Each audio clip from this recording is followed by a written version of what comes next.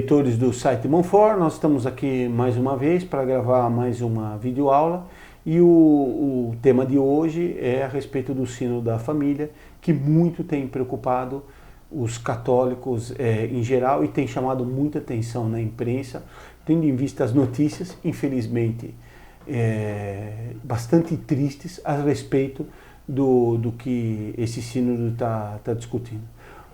Existe um lado positivo, que existe uma discussão, pelo menos isso está acontecendo, mas os resultados até agora, eles têm sido bastante lamentáveis para a Igreja Católica e muito preocupantes. E por ser o Sínodo da Família, juntamente, hoje está aqui comigo a professora Lúcia Azucchi, que, como eu já lembrei para vocês em outra ocasião, ela tem muitas qualidades, principalmente ela tem um grande bom gosto. E ela vai nos ajudar aqui um pouco a gente conversar com isso, tendo em vista que é um assunto que ela leu bastante, essas questões de família. Salve Maria a todos. Espero que consigamos nos exprimir adequadamente sobre esse assunto. A Lúcia diz isso porque, de fato, todas essas negociações, melhor dizendo, todas essas discussões que estão ocorrendo no Sínodo ainda estão em curso enquanto nós estamos gravando essa aula. Sai um relatório, mas é um relatório provisório e, evidentemente, isso ainda vai dar muita discussão. Mas tendo em vista a importância do tema e muitas perguntas que nós temos recebido dos nossos amigos e dos nossos leitores, nós julgamos oportuno gravar já imediatamente essa aula, trazê-la a público e, eventualmente, em vista da mudança de alguma situação, etc., a gente gravará uma outra aula. Então, vamos começar rezando. Em nome do Pai, do Filho e do Espírito Santo. Amém. Ave Maria, cheia de graça, o Senhor é convosco. Bendita sois vós entre as mulheres, e bendito é o fruto do vosso ventre, Jesus. Santa Maria, Mãe de Deus, rogai por nós, pecadores, agora e na hora de nossa morte. Amém. Ave Maria, cheia de graça, o Senhor é convosco. Bendita sois vós entre as mulheres, e bendito é o fruto do vosso ventre, Jesus. Santa Maria, Mãe de Deus, rogai por nós, pecadores, agora e na hora de nossa morte. Amém. Doce coração de Maria, sede nossa salvação. em nome do Pai, do Filho e do Espírito Santo. Amém. Bom, vamos começar então a nossa videoaula a respeito aqui do Sínodo da Família. Como eu disse para vocês, nós vamos fazer algumas considerações, mais até sobre os comentários que têm sido feitos, as posições que têm sido tomadas, do que fazer uma análise do texto que já foi apresentado até agora pelo Sínodo, mas que é um texto provisório. Como eu disse, o Sínodo tem causado muita repercussão e muito assombro nos meios católicos. A finalidade, o que se apresenta muito no Sínodo, é trazer a Igreja para uma situação real. E por isso eu queria começar essa videoaula trazendo para vocês uma notícia que saiu esse final de semana num jornal aqui de São Paulo, mas que circula também no Rio de Janeiro e em outras capitais, que é o Valor Econômico. Vocês veem que não é propriamente um jornal que é da mídia católica, mas que veio muito a calhar nessa situação e mostrar como realmente, infelizmente, muitos dos padres que estão no Sínodo parece que querem dizer que estão vendo a realidade, na realidade estão muito fora da realidade. Essa notícia aqui, eu vou ler para vocês, para dizer que não é uma interpretação minha, e o título dela é Japão envelhece e vive o dilema de quando fazer o ajuste fiscal. A notícia é transcrita do Wall Street Journal, da sede dele de Tóquio. E o autor é Jacob M. Schlesinger. Bom, ele vai tratar de uma questão essencialmente econômica. O Japão está devendo muito dinheiro e começa-se rumores de que o Japão talvez não tivesse condição de pagar essa dívida. E a grande questão é como ele vai pagar a dívida. Não interessa aqui para nós discutir esse assunto, mas mais o comentário dele de um problema que coloca esse problema da dívida como muito significativo e muito importante.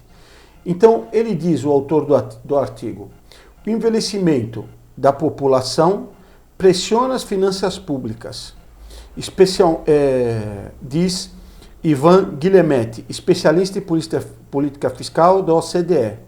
À medida que os aposentados absorvem recursos por meio de pensões e assistência médica, mas geram pouca renda ou receita fiscal. Diz ele, então, o Japão está mostrando o caminho que outros vão trilhar. Quer dizer, devido ao envelhecimento da população, a despesa do país é grande e ela não tem mais como sustentar essa despesa. O dilema enfrentado por Tóquio, segue o artigo, ecoa os acontecimentos na Europa, onde França e Itália recentemente adiaram planos de redução de déficit, por temer que cortes de gastos empurrem suas frágeis economias de volta a uma recessão. Então, Europa, sobretudo França e Itália, estão indo no mesmo caminho do Japão, ou seja, envelhecimento e falta de capacidade de pagar suas dívidas. E embora os Estados Unidos desfrutem de um crescimento sólido e uma redução no déficit fiscal, o país tem algo em comum com o Japão: dívida pública alta e população que está envelhecendo. Quer dizer, a realidade no mundo industrial, no mundo que se chama civilizado, é de envelhecimento da população, e isso daqui está levando os países a uma situação econômica insustentável. Uma dívida pública gigantesca, aí no artigo vai falar que o Japão tem 2 vezes de dívida o PIB dele, é um número bastante grande, e que isso então está levando a uma situação muito difícil. Qual seria a solução? É claro que o artigo não dá essa solução, né? Aumentar a natalidade, né? Isso daqui é evidente, tá? Mas é claro que o artigo não vai nesse caminho. Apenas eu queria mostrar isso. Como o sínodo vai fazer de conta que isso daqui não existe. Para eles não vai ter esse problema, e nós vamos agora então começar a falar um pouquinho da situação do sínodo. Tá? Bom, então qual seria a finalidade do sínodo? A primeira coisa que a gente teria que ver, né? Em tese, para que o sínodo foi feito? O sínodo, em princípio, não iria discutir, ele iria discutir sim, mas na realidade não haveria uma mudança doutrinária nas posições da igreja.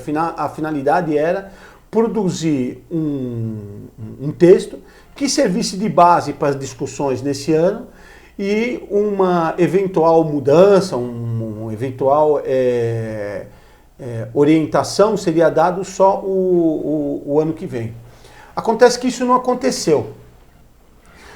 Os participantes do sínodo acabaram se colocando numa situação em que o sínodo está promovendo uma verdadeira revolução dentro da igreja. Então, o sínodo havia sido chamado para dar conselhos, produzir um texto que seria conselhos para uma futura situação. O que está acontecendo não é isso, parece um pouco a Revolução Francesa, onde o rei convocou os Estados Gerais para dar um conselho, e no meio do caminho, esses Estados Gerais foram se autoproclamando, primeiro uma constituinte, e depois foram até se proclamar uma nova convenção. E mudaram completamente a situação na França. Isso aqui está começando a aparecer no sínodo. Então estão sendo feitas propostas, não só que seriam um conselho, mas que levariam a igreja para um novo pensamento que até agora não ocorreu. Isso está sendo muito claro em muitas declarações sinodais. Teve bispos que chegaram a falar até em um concílio Vaticano III.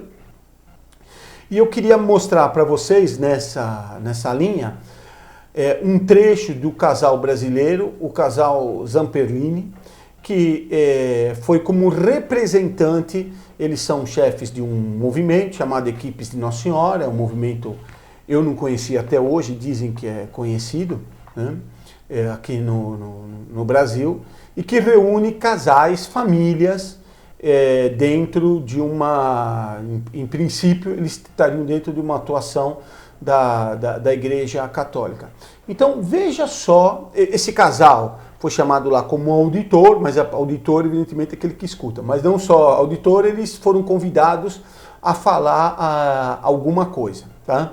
Então, veja para vocês verem como o que está se propondo no sínodo não é simplesmente um conselho, vamos dizer, de ação, mas os próprios auditores, né, aqueles que deveriam escutar, vejam só o que eles vão propor. Então isso daqui é um trecho das palavras que eles pronunciaram no sínodo. Vejam só, dada a seriedade do ambiente no qual nos encontramos, então estão falando o casal, temos que admitir sem medo que muitos casais católicos, mesmo os que procuram viver seriamente o seu matrimônio, não se sentem obrigados a usar apenas os métodos naturais. Nas equipes de Nossa Senhora não é diferente. Então já estão dizendo, os casais católicos não usam só os métodos naturais. Em primeiro lugar, é importante frisar, os métodos naturais são um caso excepcionalíssimo, que deve ser feito só em confessionário. Mas eles vão além, não é isso só. Eles estão dizendo que os casais em geral não fazem isso, né? E sobretudo os casais da associação deles. Então ele diz, nas equipes de Nossa Senhora não é diferente. Devemos acrescentar ainda que geralmente não são questionados pelos confessores. Então, os casais não são questionados pelos confessores. Por um lado, os casais estão abertos à vida e o rejeito ao aborto. Isto é fato.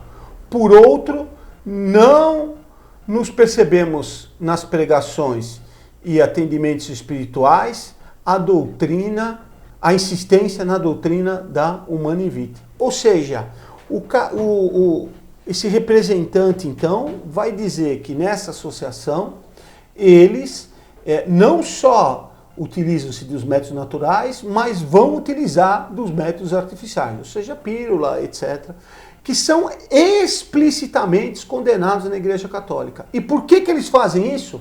Eles fazem isso porque nem os padres, nem alertam eles nos confessionários, não sei se lá eles contam as confissões que eles fazem, não sei de onde os casais tiraram essa informação, isso é problema deles, estou repetindo aqui o que eles estão dizendo, mas nem nos púlpitos. Quer dizer, isso daqui, se nós estivéssemos numa situação minimamente normal, seria o caso das autoridades brasileiras, ou mesmo do Vaticano, determinar imediatamente uma intervenção nessa associação. Aqueles que de fato fossem católicos deviam exigir a demissão, esse casal, parece que são os dirigentes principais dessa associação, deveriam exigir imediatamente a demissão deles ou se retirar. Como é que pode uma associação católica que vai num sínodo católico e eles afirmam, nós não praticamos aquilo que a igreja ensina explicitamente. E por quê? Joga a culpa nos padres. É porque os padres não exigem isso de nós. E deixam lá uma porta lá aberta para dizer, não, o aborto pelo menos a gente não pratica.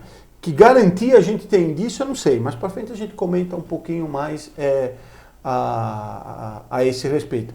E citam apenas a Humanae Vitae, esquecendo todos os ensinamentos que vieram anteriormente.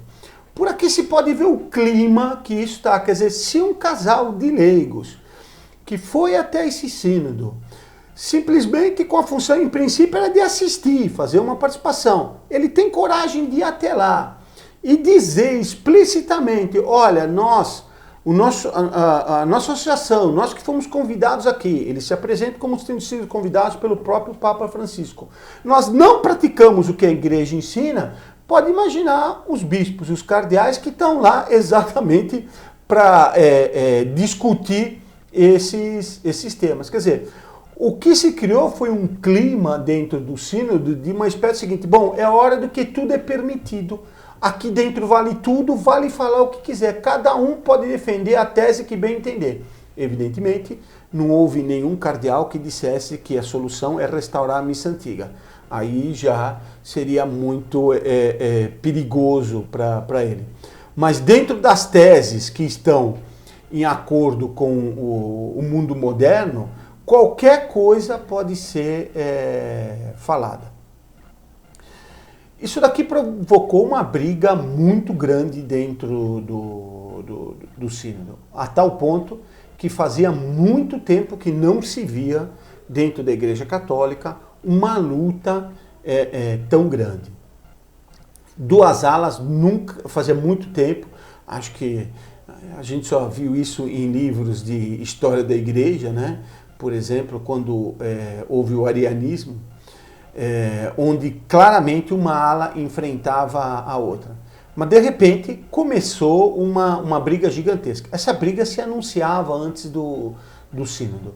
Várias autoridades chegavam a falar até em cisma. Tal seria a profundidade da luta. Isso levou claramente a dois lados dentro do sínodo.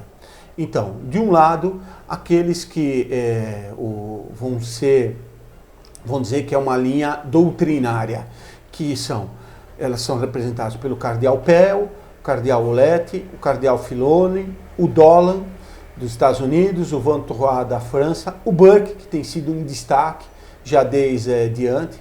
Ele foi um dos que anunciou a publicação de um livro que era contra a comunhão para os divorciados. O livro ainda nem tinha saído e o Casper já estava respondendo o livro que não saiu, para vocês terem ideia da noção da luta.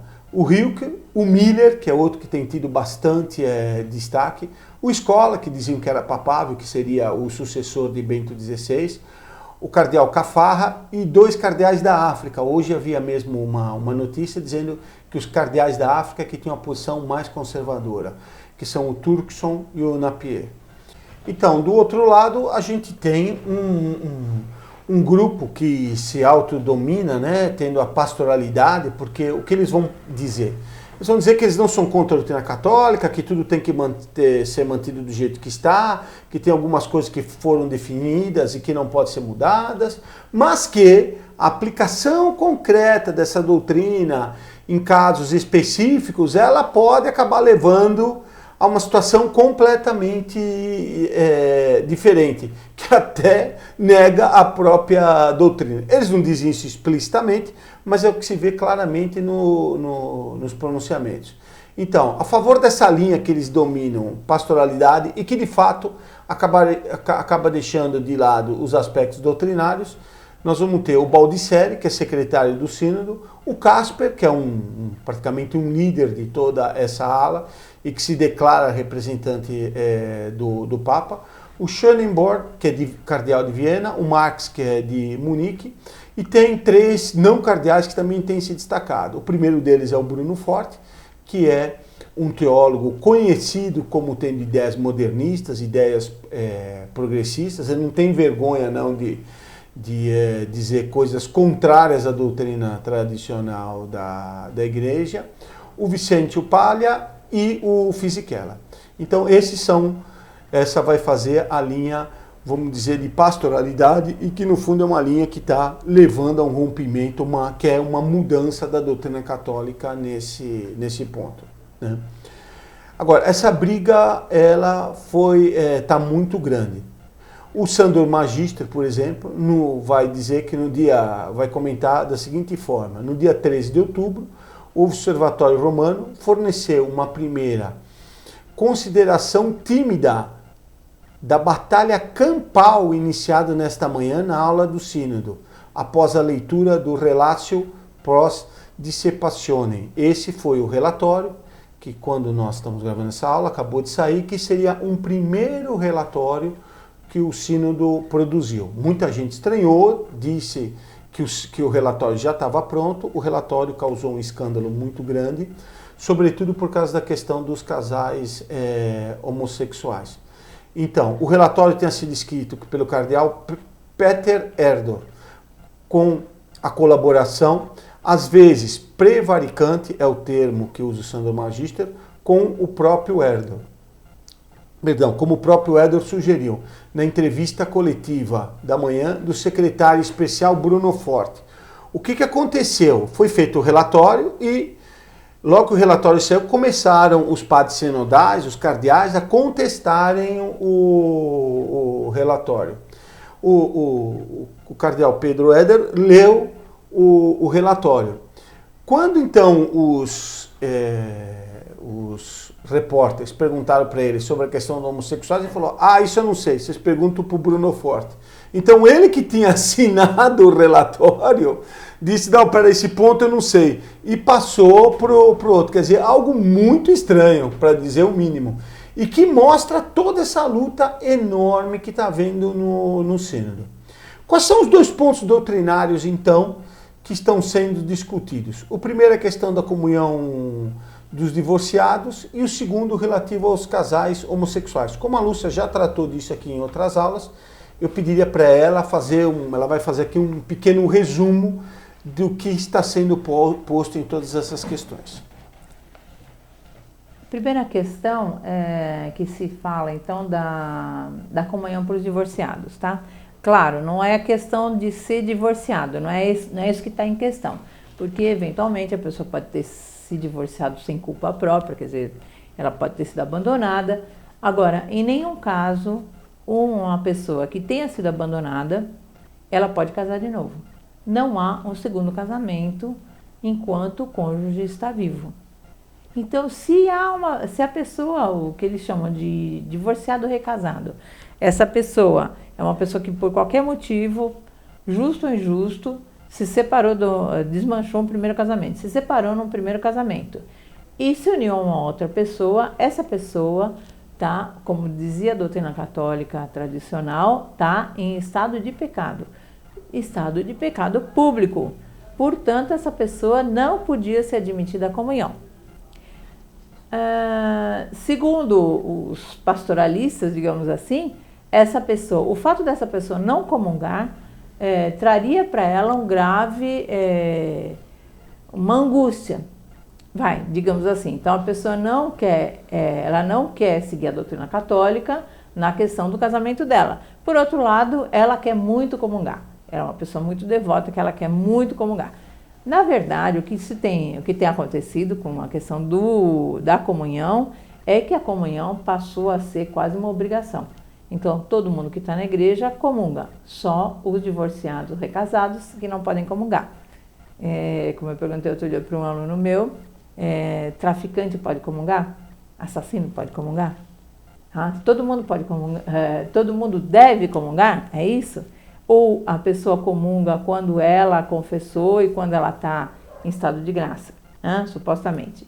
Ou seja, um pecador público, ele pode comungar? Ele deve comungar? Esse é o primeiro problema, então. Será que os recasados estão sendo injustiçados? Ou será que é Nosso Senhor na comunhão que está sendo injustiçado por uma abertura absolutamente absurda à comunhão? Bom, esse é o primeiro ponto.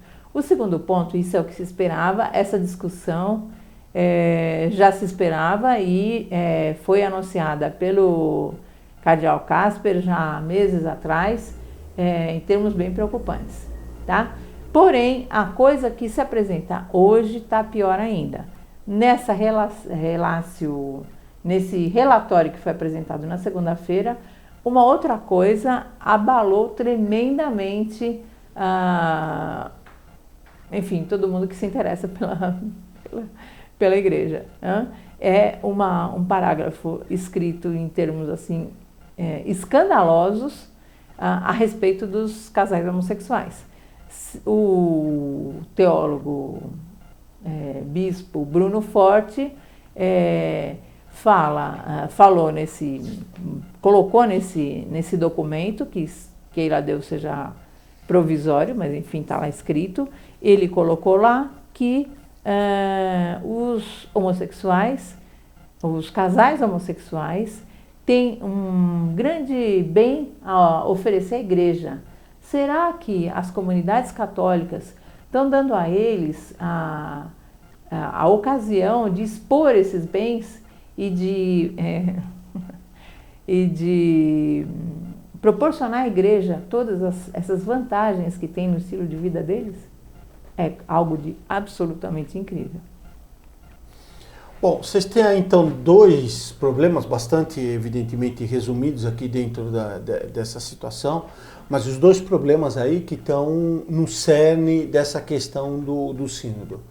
O primeiro deles é a comunhão para os divorciados e o segundo, a aceitação do casamento entre pessoas do mesmo sexo. Obviamente, as duas coisas sempre foram condenadas na igreja, como a Lúcia frisou. A igreja, inclusive, correu riscos gigantescos a respeito disso. só para dar um dos exemplos, é o caso de Henrique VIII na Inglaterra, que queria se casar novamente, tinha um caso lá que tinha uma certa complicação, e a igreja optou por perder toda a Inglaterra, porque foi isso que aconteceu, toda a Inglaterra abandonou a igreja, só para a igreja não concordar com um único casamento, que era do rei Henrique VIII. Quer dizer, isso mostra a importância que é dada para esse tema. A pastoral da igreja, aí no caso, não eram meia dúzia de pessoas, porque essa que é a verdade. As pessoas que se casaram normalmente estão pouquíssimas interessadas em estar indo domingo na missa. O que elas querem fazer domingo é ir para a praia, é assistir um jogo de futebol, é se divertir, é ir no shopping. E na missa elas não vão. Mas enfim, para algumas poucas pessoas, enquanto a igreja teve a disposição de perder um país inteiro para não perder, para não ceder nesse princípio. E São João Batista perdeu a cabeça. Também por causa disso. Também né? por causa disso. Quer dizer, acho que o Casper diria que São João Batista não fez uma pastoral adequada com Herodes, né? Devia ter chamado ele e visto aquilo que ele poderia contribuir na vinda do Messias, né? Ao invés de ficar provocando ele, tomar a iniciativa de ir até Herodes e dizer não ter lícito, né? Bom, então estão vendo que o problema doutrinário, que até eu digo com muita tranquilidade, um ano atrás não era um problema. O ensinamento da igreja nesse sentido era: os divorciados não podem comungar e não são aceitas as uniões de pessoas do mesmo sexo, né? Bom, vai ter essa briga então no sínodo, né? E o que a gente houve denúncia tanto do Burke como do Miller, que está havendo uma manipulação do sínodo, ou seja, aquilo que está sendo discutido no sínodo não é o que está indo para a imprensa.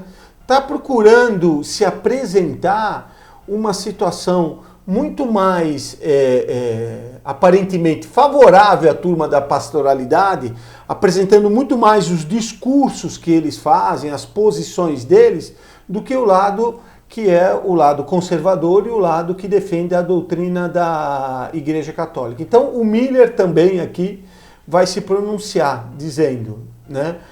Tem uma notícia, a notícia diz que o prefeito da Congregação para a Doutrina da Fé, o cardeal Miller, se expressou contra a censura, tá vendo? Então uma censura das intervenções dos participantes do sínodo. Então, para alguns é censurado, segundo o que indicou a agência AP.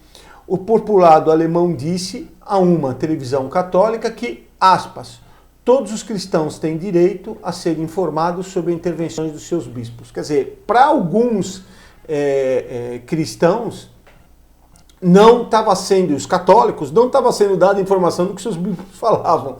Para outros, estava se colocando em evidência. Vocês estão vendo que, infelizmente, o sínodo aí se transformou numa espécie de assembleia da FEFELESH lá na USP, né? Então você tem uma maioria que é contrária a uma determinada mudança, e você tem um grupinho que sabe se articular muito bem, que tem o apoio dos órgãos de imprensa, tem alguns apoios importantes e que acaba levando a Assembleia para onde eles querem. Essa é a grande queixa do Miller, tá? Bom, a verdade é uma só, que do ponto de vista doutrinário, a própria turma da pastoralidade vai reconhecer, é que tem uma vitória acachapante do lado conservador. Não há como negar que, como a Lúcia disse, mostrou aqui que a igreja sempre condenou o divórcio e, portanto, por isso que não dava comunhão para esses divorciados que voltavam a se casar, e a igreja sempre condenou essas uniões civis. Tá? Isso chegou a um ponto que o arcebispo da Conferência Episcopal Polonesa, Stanisław Gadek, nome difícil, né? Polonês sempre é difícil, né? Comentando o documento, disse que esse documento se afasta do ensinamento do Papa João Paulo II e até mesmo nele você pode ver traços da ideologia antimatrimonial. Quer dizer, ele acusa então o documento de estar contrário àquilo que é a doutrina da igreja a respeito do matrimônio. É evidente. Se dizem que essas uniões têm coisas boas, como disse a Lúcia, a Lúcia repetiu, né, evidentemente, o que está dizendo alguns dos padres do sínodo. Isso daqui é um desprestígio, uma destruição para o casamento, como nós vamos ver. E o Miller diz que o relatório é indigno, vergonhoso e completamente errado. Esse é o cardeal da doutrina da fé. Quer dizer, ele é o prefeito da congregação da doutrina da fé. Se ele mentiu nessa afirmação, ele tinha que ter sido demitido já. Certo? Quer dizer, ele está dizendo isso. Como é que pode ele continuar no cargo dele? Quer dizer, se ele acusa todo o sínodo de estar mentindo, certamente ou ele tem razão ou ele tem que ser demitido. Quer dizer, a luta obrigaria uma intervenção papal. Quer dizer, um dos dois lados estaria cometendo um erro profundíssimo. Tá? Então, o lado doutrinário já deixou muito claro, a gente pode depois, numa outra ocasião aqui, talvez até detalhar isso. No final eu vou comentar ainda mais um pouquinho para mostrar essa mudança. Mas é muito claro que a doutrina católica sempre ensinou isso. A própria turma da chamada pastoralidade não nega a doutrina católica. Qual é o único? Eles vão se resumir a dois argumentos, né? Primeiro, essa questão da pastoralidade. Então, como eu já disse, qual vai ser a posição deles? Concretamente, na hora de aplicar essa doutrina, nós vamos ter que adaptá-la. Ela tem que ser alterada. A doutrina católica não vai ser uma coisa fechada, mas ela tem que ser adaptada ao caso concreto. Isso daqui vai levar a praticamente a mudança da doutrina, né? Bom, por outro lado, outro argumento que é dado pelo Casper, sobretudo, é dizer, tudo que eu falei, o Papa estava sabendo. Então, é um argumento de autoridade que dá o Casper. De fato, o Papa não se pronunciou. Ele ainda não se pronunciou a respeito disso. Alguns padres sinodais vão dizer que o Papa quer deixar a mesma coisa correr, ele não vai se pronunciar. E, infelizmente, aqueles que foram nomeados para as comissões fora do sínodo, que foram nomeados pelos papas, todos eles têm essa linha de pastoralidade e uma linha mais modernista. Então, esse pessoal que defende a pastoralidade, eles vão acabar dizendo que no caso concreto isso deve ser mudado. Vou dar um exemplo somente aqui do próprio cardeal Erdó, que foi aquele que foi o relator do sínodo, mas que na hora dele ler o texto, quando chegou na questão do homossexualismo, do casal homossexual, ele até passou por o Bruno Forte. Falou, não, isso daqui é com ele, e pediu para o Bruno Forte se explicar perante a imprensa. Mas vejam só a frase do cardeal Erdó. A igreja não acredita, aceita, que a mesma terminologia família pode ser aplicada indistintamente à união entre um homem e uma mulher, aberta essa união à procriação, e à união homossexual. Então ele diz, o termo família não pode ser aplicado para um casal que é entre um homem e uma mulher e uma união homossexual. Aqui já surgiria uma pergunta, se o termo família não pode ser aplicado, então essa questão dos homossexuais não devia ser tratada nesse sínodo, porque ele está fora da família. Devia ser tratado em outro sínodo, talvez os não crentes, os irmãos separados, qualquer coisa assim. Os incompreendidos, os excluídos, eles irem lá com o MST visitar o Papa. Mas na família, segundo o cardeal, eles dão... se encaixariam. Então, prossegue a notícia. Tendo afirmado isso, uma vez que ele afirmou isto, me parece, diz ele, evidente que as pessoas humanas colocadas nas diferentes experiências têm direitos que devem ser defendidos. Então, ele começa dando a doutrina católica. Olha, para o católico, união homossexual não é família. Tendo adotado isso, nós precisamos lembrar que todo mundo em diferentes experiências já mudou. Porque antes eram dois termos diferentes, portanto significavam coisas diferentes. Agora não são só experiências diferentes. Então parece que é um mesmo conjunto onde foram feitas duas experiências diferentes. Mas essas pessoas, então, em experiências diferentes, elas têm direitos que devem ser defendidos, tá? Elas devem gozar desses direitos. Isso daqui é uma coisa evidente, mas não vale só para as uniões dos homossexuais. Todo mundo que viveu alguma experiência continua tendo algum direito. Acho que não existe situação que a pessoa perdeu todos os direitos. Até a pessoa que é condenada à morte tem alguns direitos. Ela tem, por exemplo, o direito de se confessar antes de ser condenada à morte. Até dois bandidos que roubam juntos e participaram de uma experiência conjunta, eles têm direitos. Quer dizer, o fato dessas pessoas terem direitos, nunca ninguém disse que essas pessoas que estão nesse tipo de união não têm mais direito nenhum. Um dos direitos que ela tem é a confissão. Elas podem voltar atrás e receberão da Igreja Católica o perdão pelos seus pecados. Agora, ele coloca que elas têm direitos.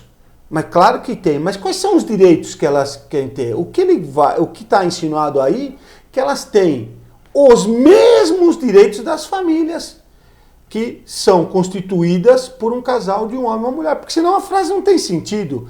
Direitos todo mundo tem. Tá? Então, ele diz, né? Então, isto quer dizer isso não quer dizer que se deve excluir a busca de uma codificação de direitos que possam gozar as pessoas que vivem uniões homossexuais. É um discurso, diz ele, creio, de civilização e de respeito de dignidade das pessoas. Gente. Ora, então, isso daqui ele não diz. Ele diz, olha, o termo é diferente, mas no que então que o casamento é diferente? Tem que se buscar a dignidade dessas pessoas. O que significa isso? Significa eles, então, dar uma dignidade, dar um status na Igreja Católica equivalente ao casal, que é um homem e uma mulher? Então, para ele, a diferença só parece ser que não se pode utilizar o termo família. Então, eles não são uma família, mas eles acabam tendo os mesmos direitos que tem as famílias. Isso que é civilizado. Civilizado é buscar os direitos dele. Agora eu pergunto, quando que a Igreja Católica negou, então, esses direitos? No passado, quando que esses direitos injustos foram negados? Qual é o direito injusto que a Igreja negou para essas pessoas? Ou que as comunidades negam para essas pessoas? Quer dizer, se tem notícia que alguém arrependido foi lá se confessar e não recebeu a confissão, isso daqui é uma coisa completamente absurda. Se vê que o que de fato eles estão querendo fazer é equiparar o casamento de duas pessoas de sexo diferente, que é a família propriamente, das uniões homossexuais. Bom, existem muitas maneiras, eu mesmo enquanto estava falando, estava mostrando isso, de, vamos dizer assim, de desmontar esse argumento pastoral. E eu gostaria de começar isso citando uma frase do próprio Papa Francisco, que foi dado no consistório dos cardeais realizado em fevereiro desse ano. Então, veja só o que disse o Papa. Hoje a família é desprezada, é maltratada, pelos que nos é pedido para reconhecermos como é belo, verdadeiro e bom formar uma família. Ser família hoje. Reconhecemos como isso é indispensável para a vida do mundo, para o futuro da humanidade. Então o Papa, em fevereiro deste ano, estava dizendo que hoje em dia a família é maltratada. Onde está isso no sínodo? O sínodo vai dizer outra coisa, ele está dizendo que quem é maltratado Não é a família, é a união homossexual. Eles que não estão sendo reconhecidos os direitos dele. Eles não estão sendo tratados de forma civilizada. Evidentemente, quando eu sempre cito o sínodo aqui, eu estou querendo dizer essa ala de pastoralidade do sínodo. Como eu disse, tem muitos cardeais que estão, graças a Deus, estão contra isso. E o sínodo da família tem se preocupado com os problemas da família?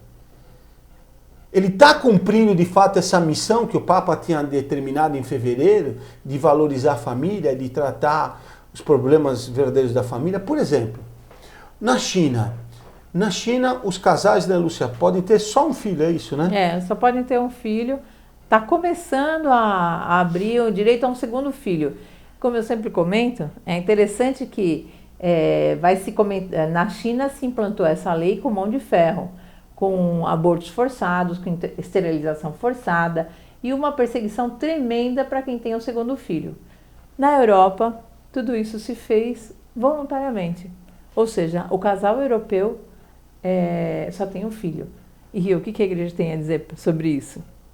Ou seja, houve a natalidade despencou.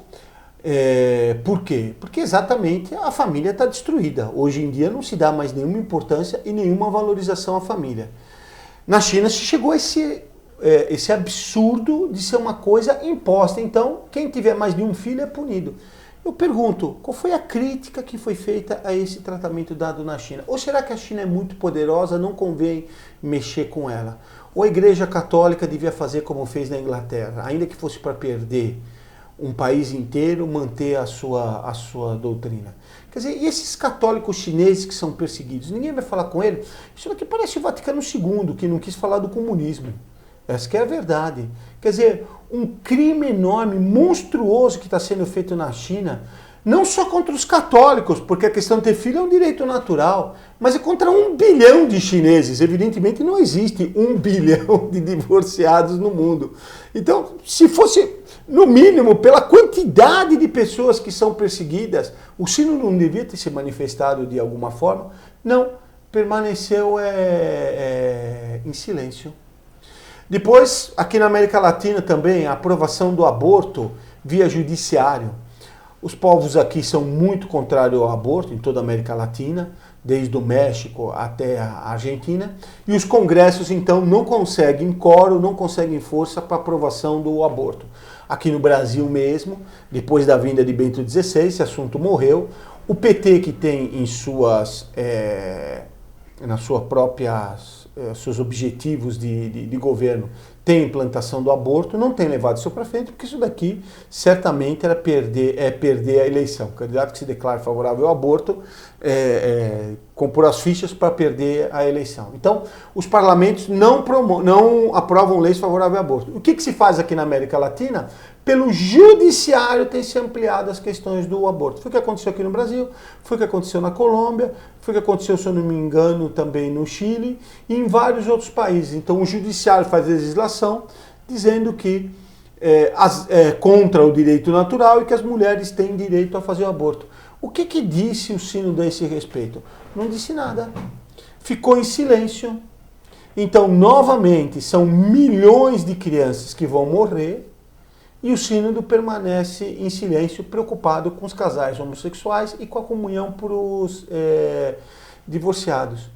E um terceiro problema se refere, só para citar 3, às leis europeias contra os países católicos. Na Europa, alguns países como Polônia, Hungria, que são países mais católicos, têm promovido leis que estão mais de acordo com a doutrina católica, com os ensinamentos católicos. Os outros países da Europa, como França, Bélgica, Holanda, começam então a fazer perseguições contra esses países, então ameaçando com leis, com corte de empréstimos, com retaliações esses países. O que foi feito? Houve uma frase no relatório sinodal falando que não se pode perseguir os países com legislação que é contrário ao aborto. Só não houve discussão, não houve pronunciamentos, não houve revolta, não se disse que esses políticos que fazem uma coisa dessa não podem,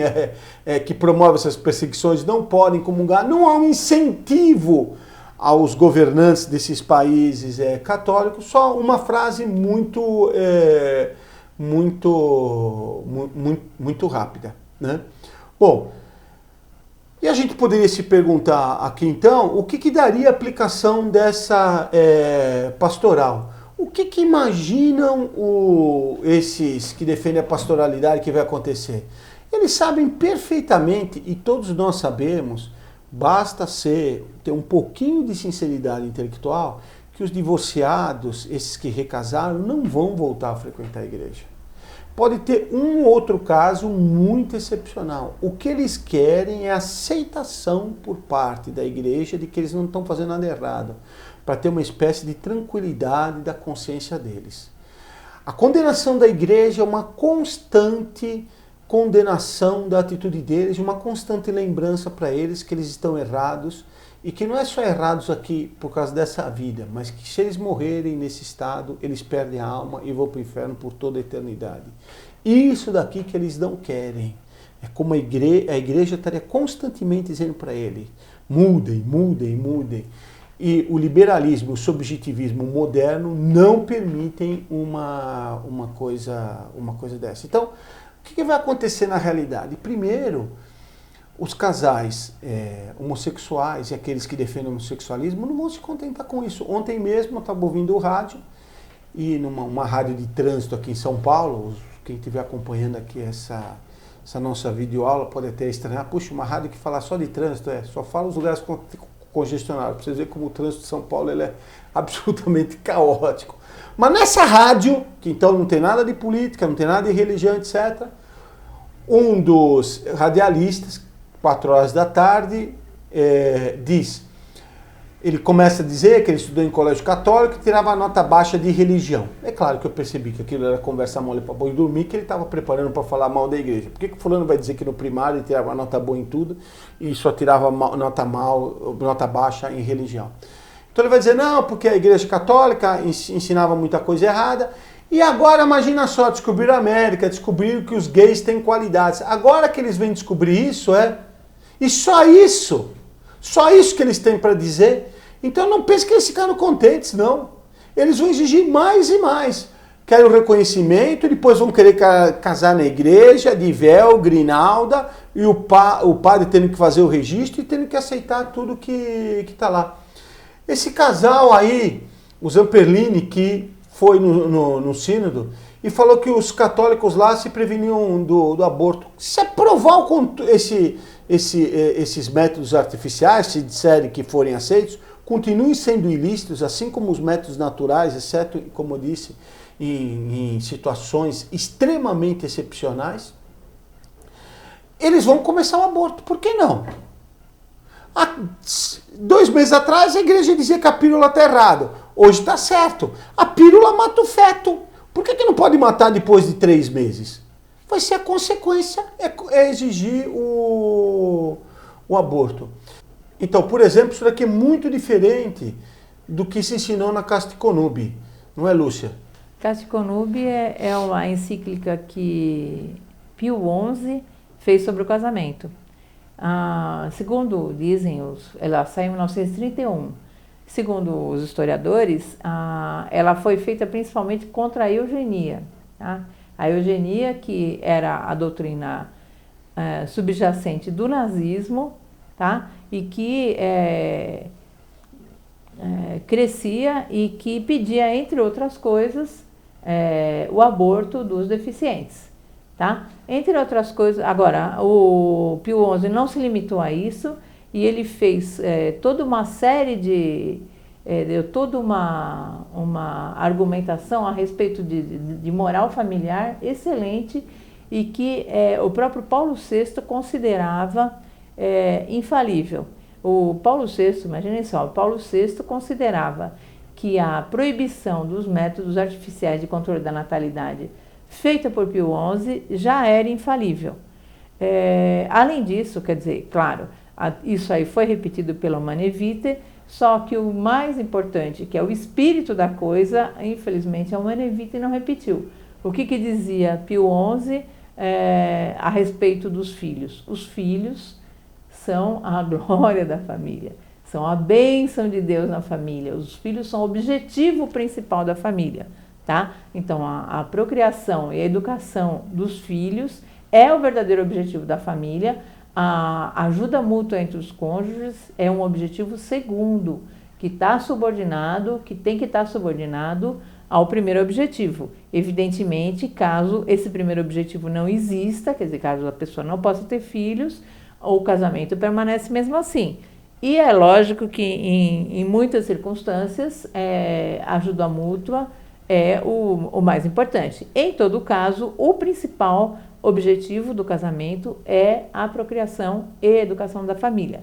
Esse ideal, esse objetivo do casamento em primeiro lugar, essa colocação dos filhos como objetivo do casamento leva a considerar que a contracepção ou a limitação dos filhos é um mal que pode acontecer pelos tais métodos naturais em casos graves,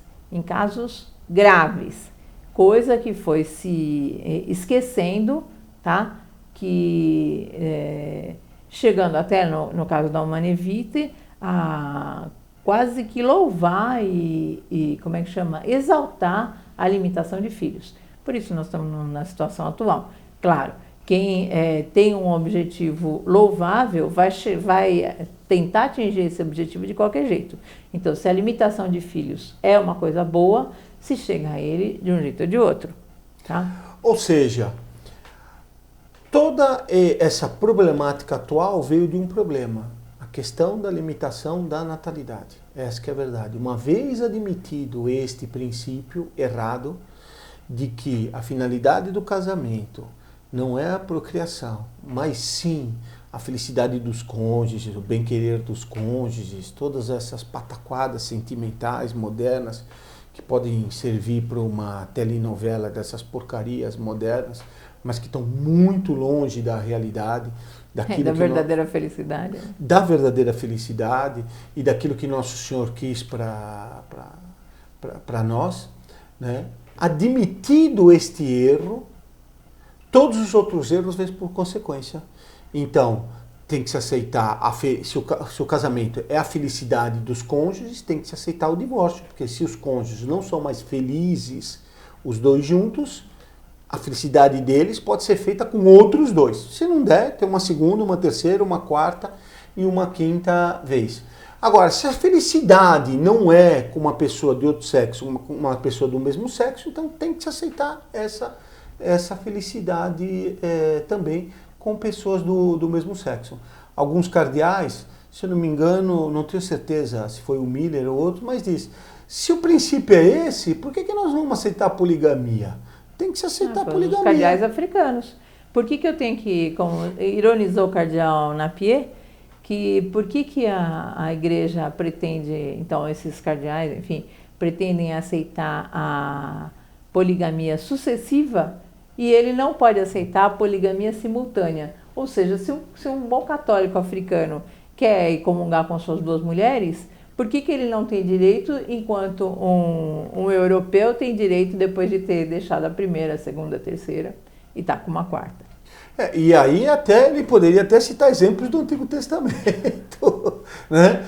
Alguns desses que defendem a comunhão para os divorciados vão citar a escola de Alexandria, a escola não sei da onde, citam os ortodoxos como exemplos. Olha, os ortodoxos aceitam a comunhão até o segundo, né? Eles fazem um casamento, uma cerimônia de casamento, embora não seja o casamento, mas uma espécie de casamento na segunda vez.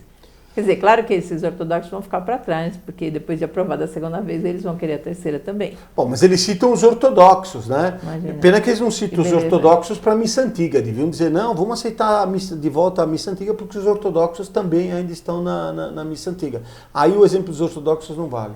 Mas, esses então, o cardeal que ironizou aqueles que defendiam o divórcio, teria até argumentos muito fortes do Antigo Testamento para dizer que lá se aceitava a poligamia.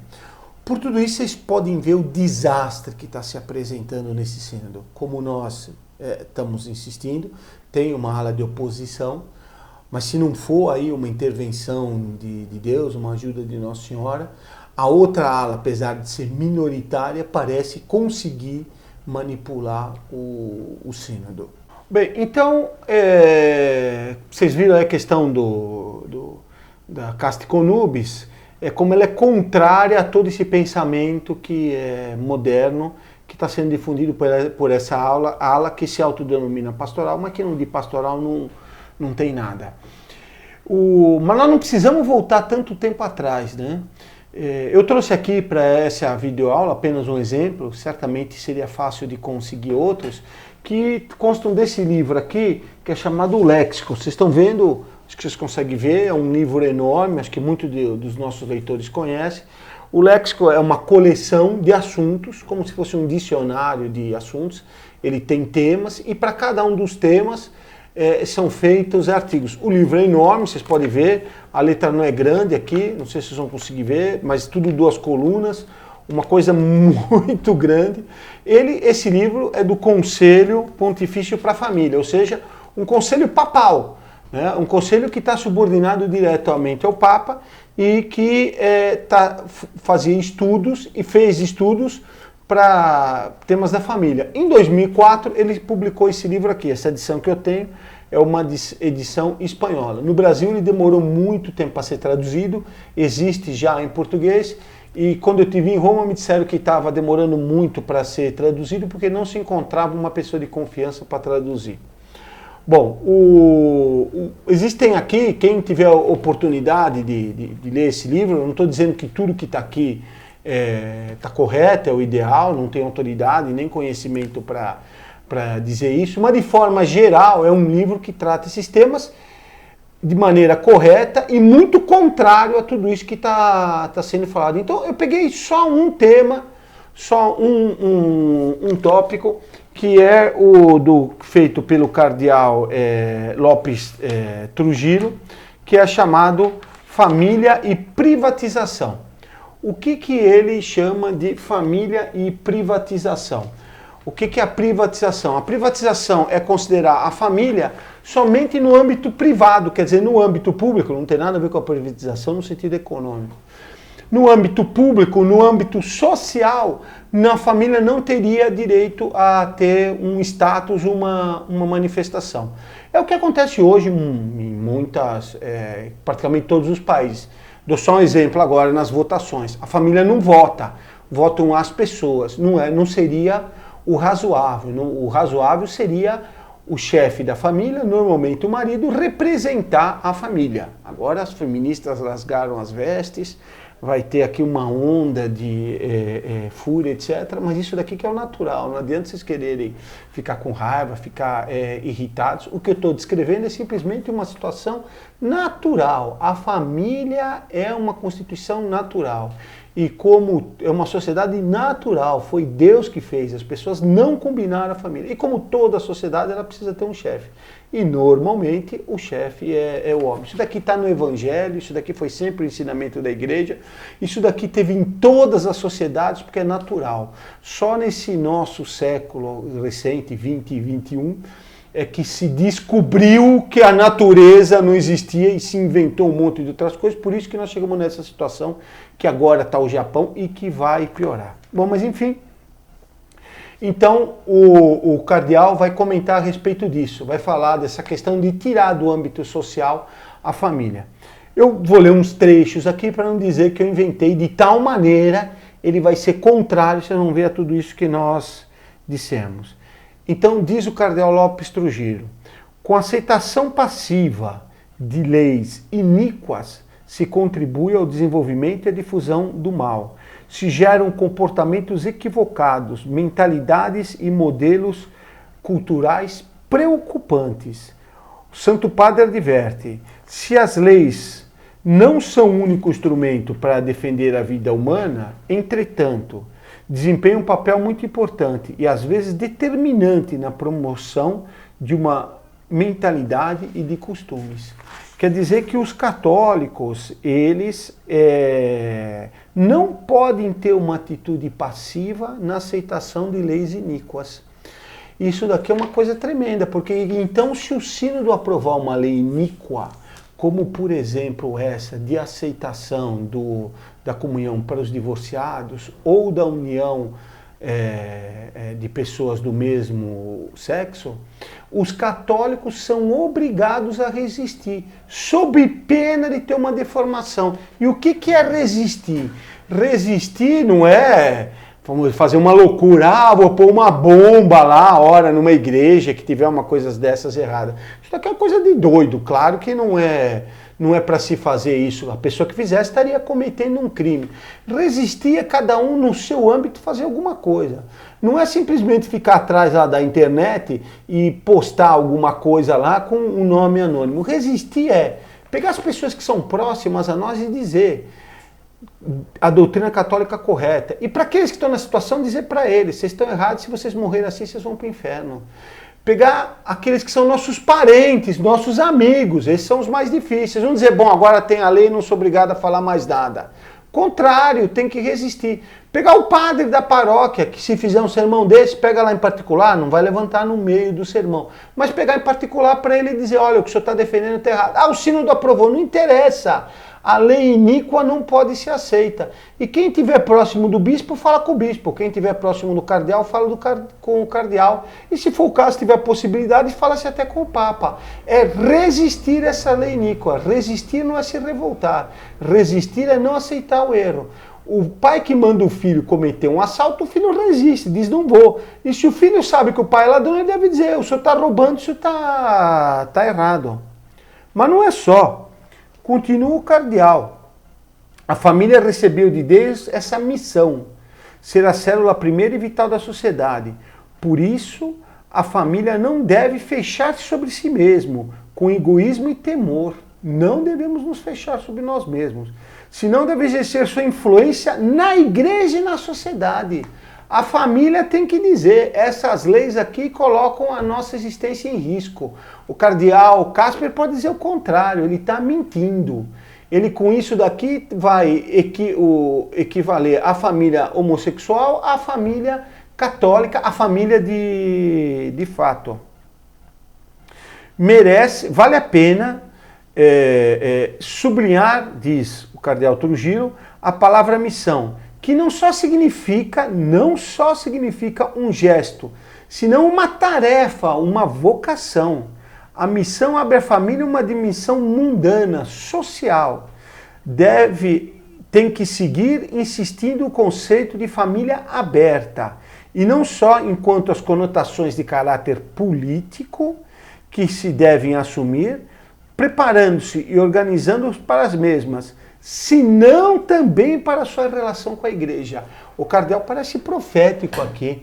A família deve resistir a tudo isso que está errado, não só na parte política, parece evidente, ele diz, mas propriamente também na igreja. Quer dizer, se ensinar essas coisas erradas na igreja, tem que existir. Evidentemente, o cardeal Lopes Trujillo sabia de muito padre e muito bispo que já ensinavam muita coisa errada. E nesse ponto nos referimos a uma participação pastoral que impede que a família se automargine, ficando isolada, sem vínculos com a paróquia, com a diocese, com outras famílias e outros movimentos. Vejam só, hein? Ele não está dizendo para cada pessoa individual, está dizendo que a família, enquanto tal, ela precisa agir na igreja. Então, ela precisa se opor a essa pseudo-família. Isso que ela tem que fazer. E aí, depois de falar então da família, eu evidentemente li só uns trechinhos da privatização da família, ele vai falar da privatização da consciência. Relembro, o termo privatização aqui quer dizer ficar só no âmbito privado, não ser público. Então, a privatização da consciência, aquilo que é da consciência tem que ficar só fechado. Ele diz, existe um outro conceito de privatização dentro da igreja que não concerne diretamente a dimensão que temos visto agora, quer dizer, a relação com a sociedade e suas leis, e que se refere, então esse termo se refere a uma oposição entre uma moral pública e uma moral privada. Então, uma coisa seria a moral que tem que ser dada no público, outra coisa é aquilo que acredito. Com uma concepção de uma moral autônoma. Então, a moral pública, ela seria autônoma da moral privada. Então, uma coisa é a moral na sociedade. Aí pode-se aceitar a família de homossexuais, etc. Privadamente eu sou contra, mas em público é outra coisa. Que se dilui, então essa moral autônoma se dilui em um mundo do subjetivo, liberado das normas vinculantes, inclusive as que provêm da revelação e do magistério. Não é isso que o Casper está querendo? Não é liberar a moral privada dessas normas. Quando ele diz, essa doutrina vale para toda a igreja, mas na hora que é particular, aí ninguém tem que se meter. Então ele diz, se trata também de algo relacionado com a recusa da eclesialização e do institucional.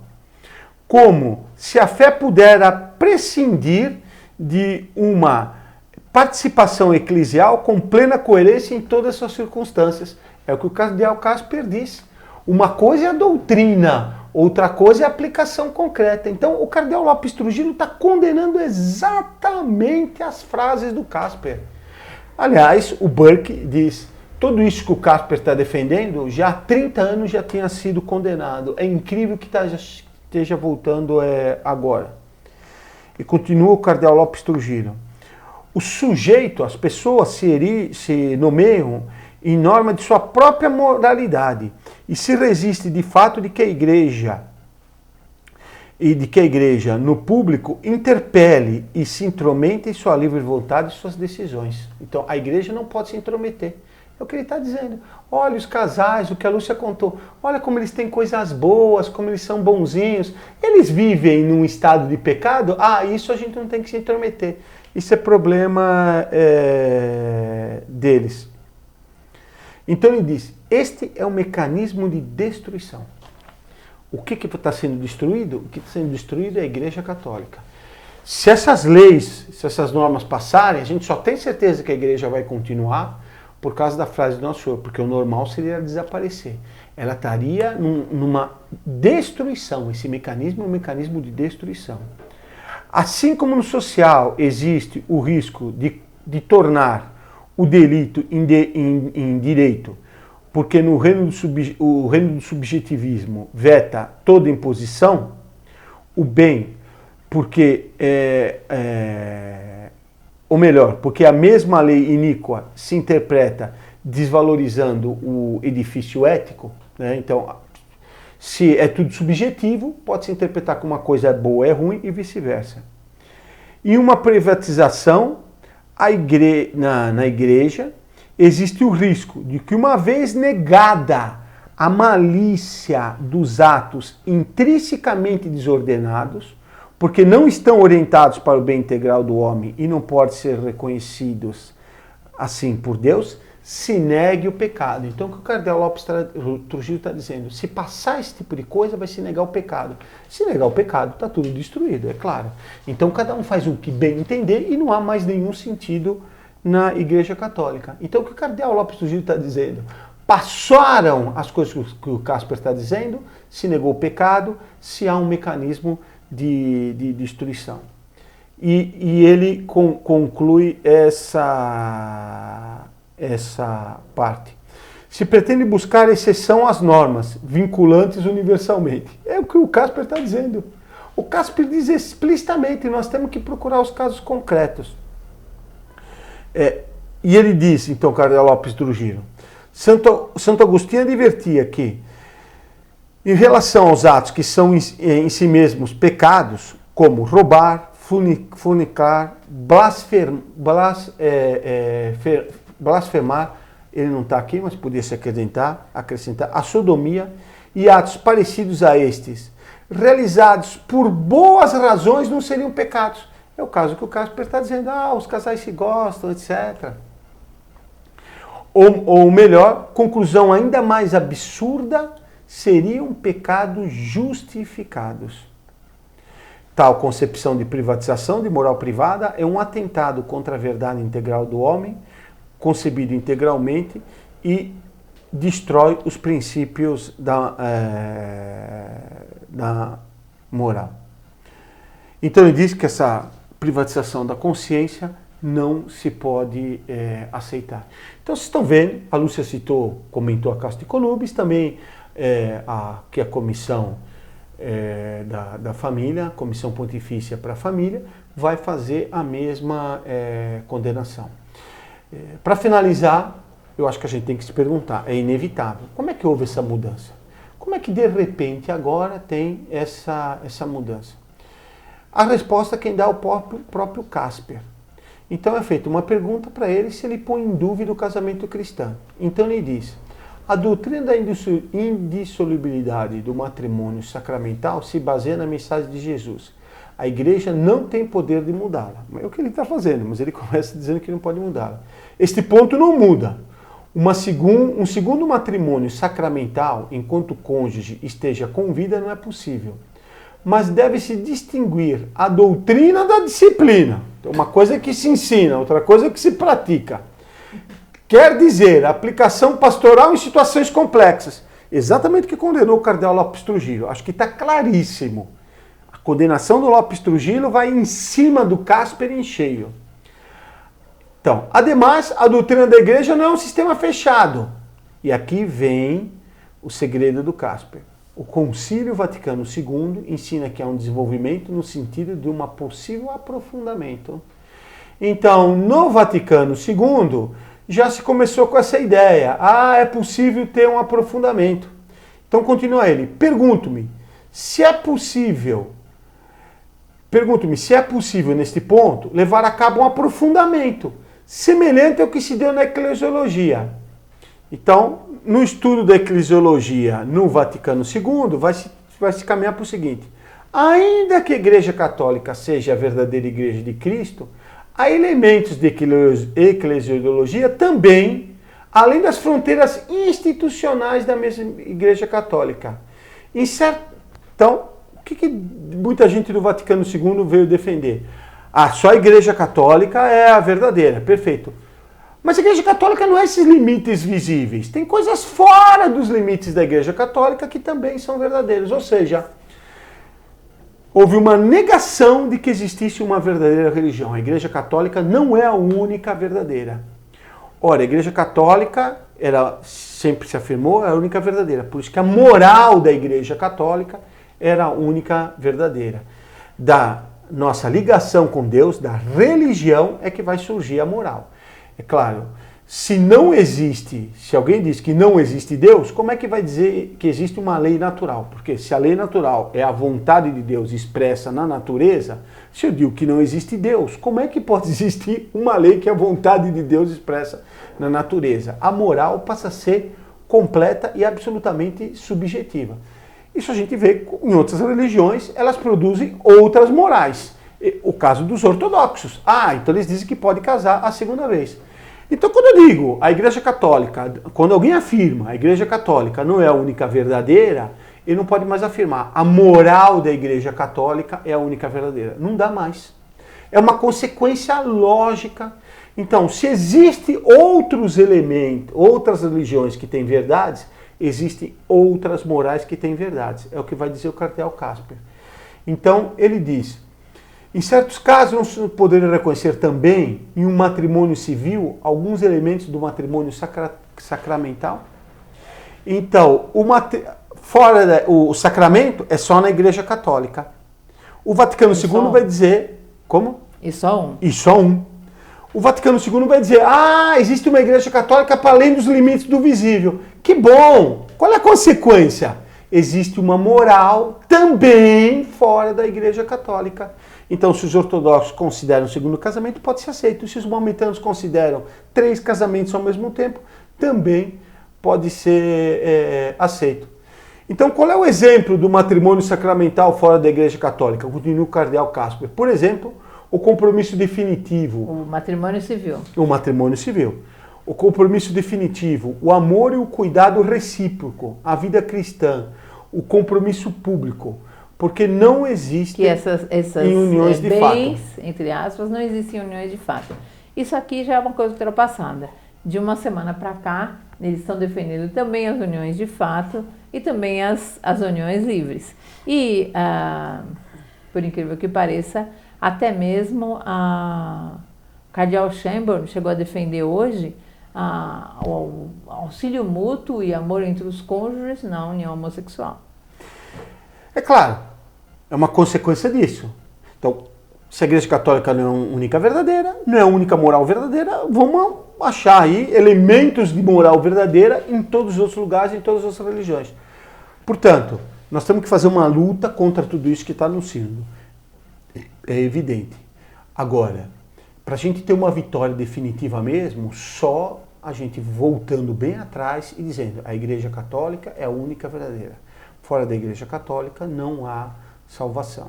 Esse daqui é a grande solução que nós católicos devemos levar adiante nesse problema. Não nos intimidarmos com as ameaças do mundo moderno, né? Claro que quando a gente defende isso, todo mundo critica. Onde já se viu? Só vocês têm a verdade, vocês querem ser donos do mundo, é desprezo pelos outros, você não tem amor pelas pessoas. Todas essas bobagens que tem por aí. Na verdade, todas essas pessoas que acusam a igreja de intransigente são as mais intransigentes possíveis contra a Igreja Católica. Mas ou nós voltamos atrás nesse princípio, ou essa daqui é uma batalha perdida. Pode ser que agora, por causa dessa reação, essa ala da pastoralidade volte atrás. Mas a lógica será irreversível daqui a algum tempo, assim como aconteceu há 30 anos atrás, e eles tiveram que voltar atrás, agora se eles tiverem que voltar atrás, daqui a 30 anos eles voltam à carga.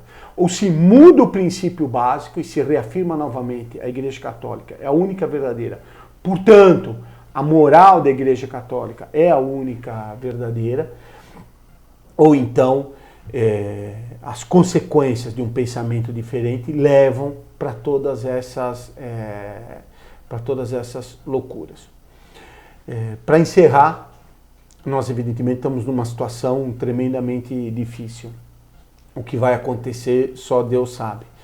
Mas eu queria falar um minuto a respeito da profecia de Dom Bosco, que vocês devem conhecer, o professor Orlando citava muito ela, da grande batalha no mar, em que o navio da igreja sai de perto das duas colunas, uma é a hóstia, outra é a coluna de Nossa Senhora, e ele vai para o mar. Então, no meio da batalha, o capitão dos navios da igreja convoca uma reunião. Sempre se interpretou isso, muitas vezes falou que era o Concílio Vaticano II, porque é encerrado.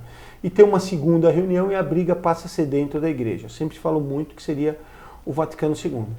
Mas agora, de fato, nós temos uma briga na igreja. Foi convocar o capitão, que é o Papa, convocou uma reunião e tem uma briga enorme dentro da igreja.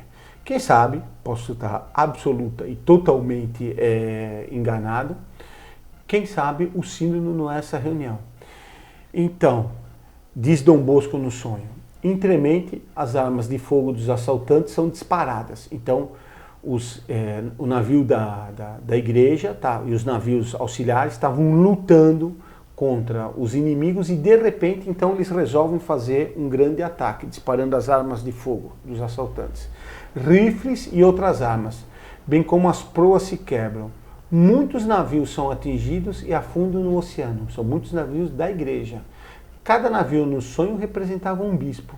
Quer dizer que nesse ataque que haveria contra a igreja, muitos bispos seriam atingidos e vão para o fundo. Então os inimigos enfurecidos passam a lutar corpo a corpo. Então eles ficam mais nervosos ainda com o fato de ter conseguido alguma coisa. E com os punhos, tiros a queimar-roupa e blasfêmias e maldições. Então eles começam uma luta corpo a corpo. Quer dizer, eles estão dentro da igreja. Parece o sínodo, a luta corpo a corpo. De súbito, o Papa cai gravemente ferido. Imediatamente os que estão com ele o ajudam e o levantam. Uma segunda vez o Papa é atingido. Ele cai de novo e morre. O que significa o Papa ser atingido e ser morto? Alguns interpretavam como um atentado. Houve um primeiro atentado contra João Paulo II e agora então teria um segundo atentado onde o Papa morreria. Alguns interpretam essa morte como uma morte espiritual do Papa. Um grito de júbilo e vitória irrompe dentre os inimigos. De seus navios eleva-se uma indizível zombaria. Quer dizer, então com a morte do Papa se teria uma grande zombaria. E aí o texto prossegue dizendo que imediatamente é eleito um novo Papa. E a notícia da eleição do novo Papa chega junto com a morte do Papa. Tão rápida é essa eleição. É um problema. Como é que isso aconteceria? Se ocorresse uma morte espiritual do Papa, como é que seria a eleição de um outro Papa? Isso seria possível? Evidentemente que ninguém pode destituir o Papa. A autoridade do Papa é uma autoridade suprema na Igreja e ninguém pode destituí-lo. Mas muito tem se falado de cisma por causa de toda essa situação. Bom, tá aí, só quis trazer esse sonho de Dom Bosco, porque pelo menos em parte ele parece descrever muito a situação atual dessa luta corpo a corpo na Igreja. Como eu disse, nós estamos gravando essa aula no meio do sínodo, eu não sei exatamente, tenho ideia de como ele vai acabar. Evidentemente, como todos os católicos, nós da Monfort estamos muito apreensivos e nós convidamos todos aqueles nossos amigos a se unirem em orações a nós, para o bem da Igreja e para que Nossa Senhora conduza o barco da Igreja. E então eu peço para a Lúcia, para encerrar essa videoaula com uma oração, uma Ave Maria, especialmente nesse sentido. Em nome do Pai, do Filho e do Espírito Santo. Amém. Ave Maria, cheia de graça, o Senhor é convosco.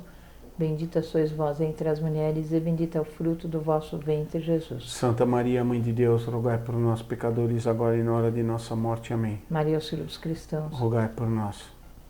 Ave Maria, cheia de graça, o Senhor é convosco. Bendita sois vós entre as mulheres, e bendito é o fruto do vosso ventre, Jesus. Santa Maria, Mãe de Deus, rogai por nós, pecadores, agora e na hora de nossa morte. Amém. Maria, auxílio dos cristãos. Rogai por nós. Pai, do Filho e do Espírito Santo. Amém.